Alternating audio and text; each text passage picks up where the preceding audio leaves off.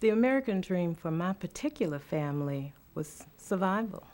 I grew up in a really poor family, and just paying the bills and getting some food on the table, that was our dream. I mean, just to be able to survive.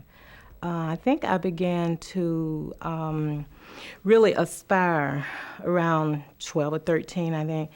I read a book called I Dare You by William Danforth, and that book gave me something to dream for and to dream about. And that's not to say that my family didn't probably somehow inside themselves have dreams.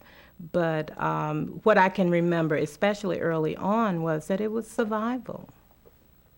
I think my parents were more survival-oriented, and so they did not want to do something that was going to rock the boat and interfere with the status quo. I think that for them to have a job and to do anything, or to have your kids do anything that would threaten the family livelihood, was ridiculous.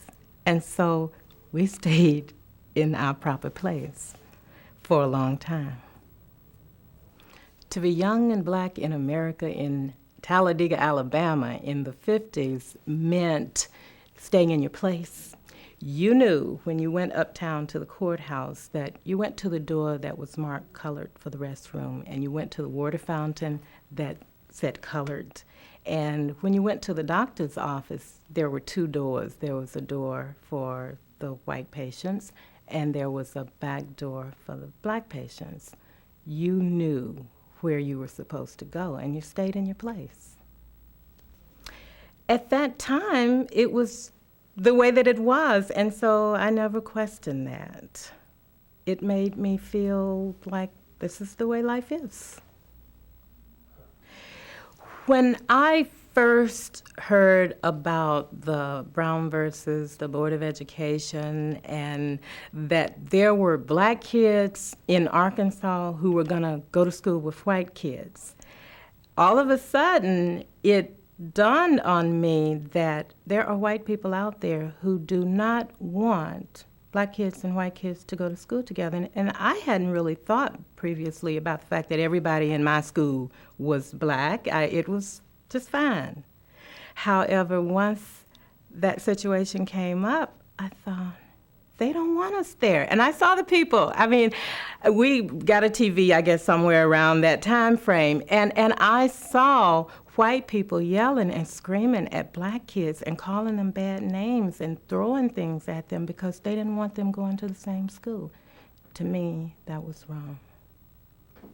When the Civil Rights Movement came along, it was just an exciting time, but it was also a scary time because I saw such violence in so many places, and I saw such hatred of black people.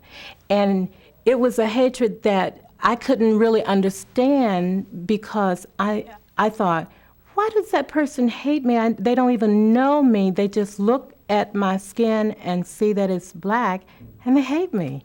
And that was a shock to me.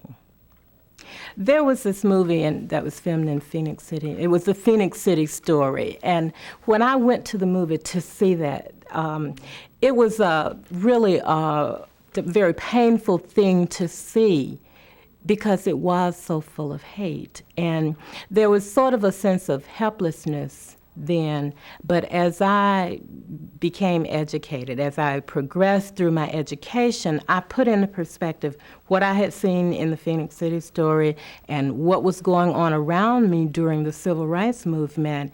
And I made a conscious decision that I was willing to take a few risks just so that I could help make some of that change, even if it was in a very small way, that I could help bring about some change.